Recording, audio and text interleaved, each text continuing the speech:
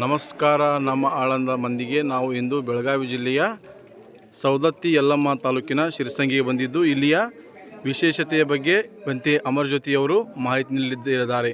ಹೇಳಿ ಬಂತೇಜಿಯವರು, ಏನು ವಿಶೇಷತೆ ಇದೆ ಇದು? ನಮ್ಮ ಹಿತೈಷಿಗಳೇ, ತಮ್ಮೆಲ್ಲರೂ ಶುಭ ಹಾರೈಕೆ. ಈ ಜಗತ್ತು ಮೌಢ್ಯದಲ್ಲಿ ತುಂಬಿತ್ತು. ಈ ಮೌಢ್ಯದಲ್ಲಿ ತುಂಬಿದಂಥ ಸಮಾಜ ಮಾನವ ಕುಲಕ್ಕೆ ಜ್ಞಾನವನ್ನು ಬೋಧಿಸಿದಂಥ ಭಗವಾನ್ ಬುದ್ಧರು ಇಡೀ ಜಗತ್ತಿಗೆ ತಮಗೆಲ್ಲ ಗೊತ್ತು ಭಗವಾನ್ ಬುದ್ಧರ ಜ್ಞಾನೋದಯದ ಬಗ್ಗೆ. ಹಾಗಾಗಿ ಬಂಧುಗಳು, ಈ ದೇಶ ಬೌದ್ಧ ರಾಷ್ಟ್ರ ಅನ್ನಕ್ಕೆ ಕುರುಹು.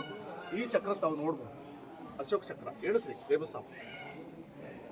ಅಶೋಕ ಚಕ್ರದ ಬಗ್ಗೆ ಬಂತೇಜಿಯವರು ಮಾಹಿತಿ ನೀಡುತ್ತಿದ್ದಾರೆ. ಸಾಕ್ಷಾತ್ ವರದಿಯ ಮೂಲಕ ನಾವು ನೋಡುತ್ತಿದ್ದೇವೆ. 24 ಗೆರೆ ಉಳ್ತಕ್ಕಂಥ ಈ ಸಂದೇಶಗಳನ್ನು ನಾವು ನೋಡ್ಬೋದು. ನಮ್ಮ ಜೊತೆಗೆ ಬೇಬು ಸಾಬನ್ ಕ್ರಿಶ್ಚಿಯನ್ ಮುಸ್ಲಿಂ ಬಾಂಧವರಿದ್ದಾರೆ, ನಮ್ಮ ಜೊತೆಗೆ ಕಲ್ಯಾಣಿ ತುಪ್ಪಣಿ ಲಿಂಗಾಯತ್ ಬಾಂಧವರಿದ್ದಾರೆ. ಹಾಗಾಗಿ ಬಂಧುಗಳೇ, ಬಸವಣ್ಣರ ಕೂಡ ಹೇಳಿದ್ದಾರೆ, ಹಾಗಾಗಿ ಮೌಢ್ಯಗಳನ್ನು ಮಾಡಬೇಡಿ, ದೇವರನ್ನು ಗೌರವಿಸೋಣ, ಎಲ್ಲ ಜಾತಿ ಧರ್ಮದ ಮಹಾಪುರುಷರನ್ನು ಗೌರವಿಸೋಣ, ಪ್ರೀತಿಸೋಣ, ಅವ್ರ ವಿಚಾರಧಾರೆಗಳನ್ನು ಅನುಸರಣೆ ಮಾಡೋಣ.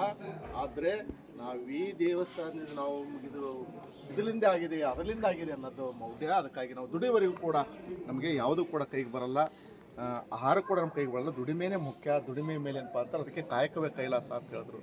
ಅದಕ್ಕಾಗಿ ಭಗವಾನ್ ಬುದ್ಧ ಅತ್ತ ದೀಪೋಭವ, ನಿಮ್ಮನ್ನು ನೀವು ಏನಪ್ಪ ಅಂದ್ರೆ ಅರ್ಥ ಮಾಡ್ಕೊಂಡು ಬದುಕ್ರಿ ಅಂತಕ್ಕ ವಿಚಾರ. ಅದಕ್ಕಾಗಿ ಬಂಧುಗಳೇ, ಮೌಢ್ಯ ಮಾಡಲಾರ್ದೆ ನಾವು ಈ ದೇಶದಲ್ಲಿ ಬದುಕೋಣ.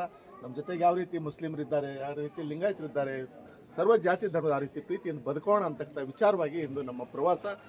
ಇವತ್ತು ಈ ನಾಡಿಗೆ ಒಂದು ಶುಭ ಸಂದೇಶ, ಶಾಂತಿ ಸಂದೇಶ, ಎಲ್ಲರ ಪ್ರೀತಿ ಮೈತ್ರಿ ಬದುಕೋಣ ಅಂತಕ್ಕ ಮೌಢ್ಯವನ್ನು ದೂರ ಮಾಡೋ ಮೂಲಕ ನಾವೆಲ್ಲರೂ ಬದುಕೋಣ. ಎಲ್ಲ ಜಾತಿ ಧರ್ಮದ ಮಂದಿರಗಳನ್ನು ನಾವು ಗೌರವಿಸೋಣ.